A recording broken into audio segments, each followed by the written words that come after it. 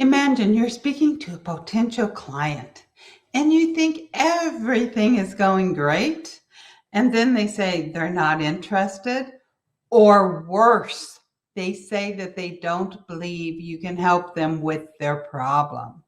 Stay tuned to discover what you're doing that's repelling your clients and what to do instead.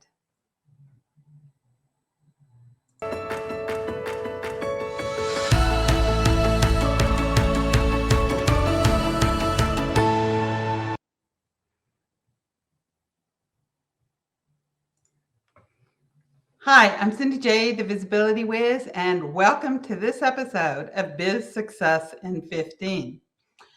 So, what could you be unconsciously doing that is repelling your ideal clients? The first thing that you might be doing is a personal bias. It could be stereotyping, it could be preconceived thoughts that you have about certain people or certain groups of people. For instance, last weekend I was in Sedona with my son. And my son has long hair and he has a long goatee and he looks, let's say, a little bit hippie-ish, right? And my son has a very, very, very successful business. So while we was in Sedona, I noticed this Native American headdress, and it was so cool. It had like a coyote face, and it just had all the fur. It was super cool looking. And so my son, I showed it to him, and he goes, "Yeah, that is really cool."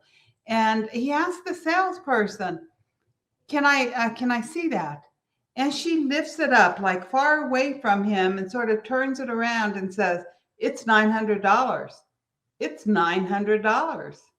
She never let my son touch it. She didn't even attempt to make a sale because I believe that she thought he didn't have the money.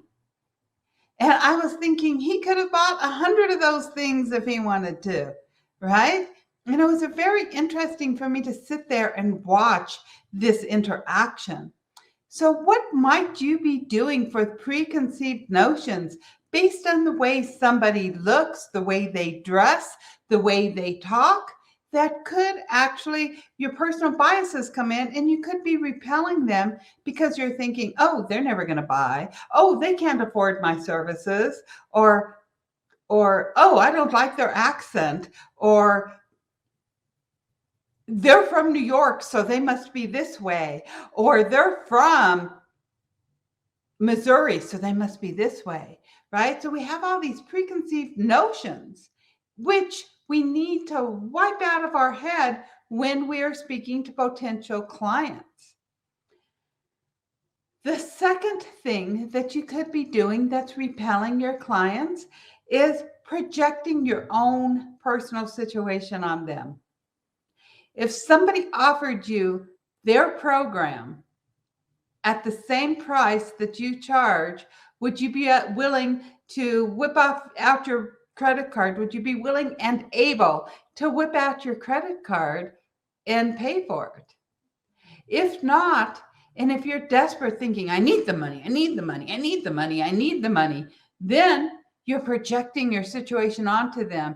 And if you're sitting and thinking, I need the money, I need the money, I need the money, regardless what you say or how you're acting, you have this energy of desperation. Like, please, please, please buy from me, please. And that's not going to help you or them. And this puts a mistrust in the client. Also, you really think about your own personal money situation.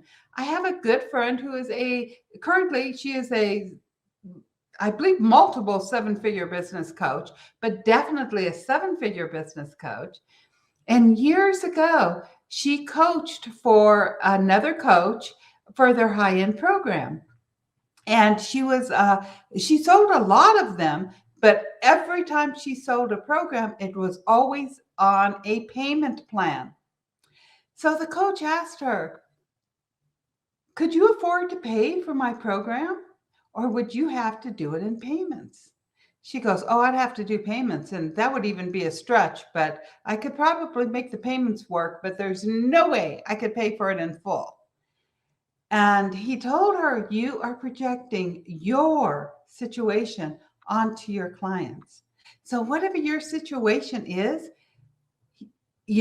before you meet, well, we'll talk about that in just a moment, but be careful of projecting your situation onto your clients." The third way that you may be repelling your ideal clients is just having lack of clarity, a lack of focus. You need to know who you're looking for and what problem you're solving. And you need to be able to relay it to them to where they understand. It needs to be very, very clear. If you're having to explain everything, or you're explaining a low end benefit that they're going to get from your program and they're looking for the high end benefits, you've just lost a high end client. So you want high-end clients, you need to focus on your high-end clients' problems, and you need to speak to them as if they're a high-end client. So you need to be very clear on the benefits that you're offering, what you're selling, and also you need to focus on only one thing. If you're trying to sell them 3 or 4 different things at the same time, or you say, "Oh, you could be, you can choose this or this or this or this," they're going to say, "I want nothing," because they don't know which one to pick, and a confused mind never buys. So a lack of clarity goes both on your messaging and on what you're offering. You need to know the benefits. You need to know how to describe the benefits that's going to match the client's needs and wants. And you need to focus on only one program at a time, whether it be your personal one-on-one program or a group program. So again, the 3 things we do unconsciously that repel ideal clients is your personal bias. So really check yourself. What are you thinking about this person, and try to transform it into love. The second one, projecting your situation onto them. Remind yourself you have no idea what their situation is, and your job is just to show them what you have and then let them make a decision.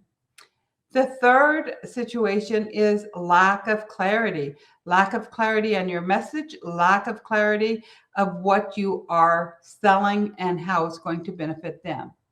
So, talking about projecting for one moment more, there's a story. I'm not for sure if it's true or not. I've heard it several times, but it's based back in the Depression era. So, back in the 30s or early 40s, that there's a vacuum salesman who he goes and he pulls up to this house, and he sees the house is in disarray. It needs a whole lot of work. A whole bunch of kids playing outside with raggedy clothes and they're barefoot. And he's thinking, there's no way this family can ever afford this vacuum cleaner. But I'm going to go inside and I'm going to demonstrate this vacuum cleaner, and I'm going to clean their floor really, really, really good. So he goes in there and he even gives them an extra room and just really leaves them a really clean carpet. And he feels good because he has given a service and he's not asking for anything in return. So at the end of his demonstration, he packs everything up and he goes out to his car, and the father comes out to the salesman and says, "How dare you think you know how I want to spend my money, that you did not even give me the opportunity to purchase your vacuum cleaner?" You never know somebody else's situation. So don't project your situation on other people. Don't project your personal biases on other people. Allow them to make the decision for themselves. I have known people who have spent their last dime on a coaching program that helped them get to 6 or 7 figures. And if you're projecting, "Oh, these people are poor, they can't afford it," you are repelling your high-end clients. It's all about your energy and what you're thinking as you're speaking to them. Okay, so those are the 3 ways that you could be repelling your ideal clients subconsciously. So let's go into what you should do instead. Number 1, meet your client where they're at. Speak their language and treat them like they are the most important person on earth. Listen to them, meet them where they're at, talk about their problems, their situation, their solutions. Talk about how you can help them with their solutions. And don't assume that you know something about them. Ask them qualifying questions. You want to understand exactly where they are. And as you're talking with them, mirror them. Repeat what they say so that they feel heard and understood. When you mirror other people and you repeat what they say, not word for word, but you repeat the way you understand it. So what you're saying is that you've had 30 one-on-one calls and nobody's purchased anything, and you're really struggling to understand why.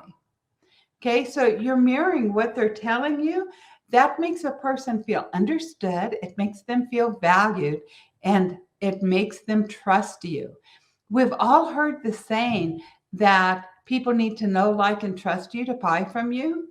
But the most important factor is they need to trust you, because people can know and like you, but not trust you.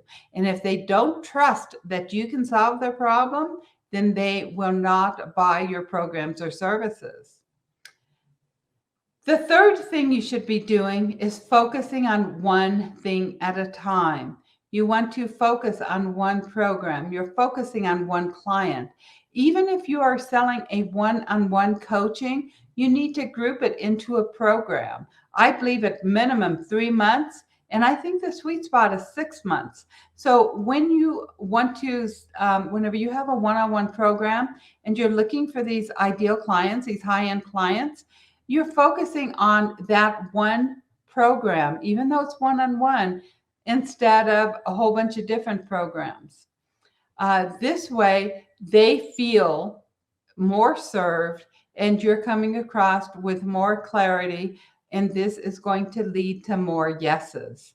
I will leave you with another few tips. When you are having sales calls with people, it's so important.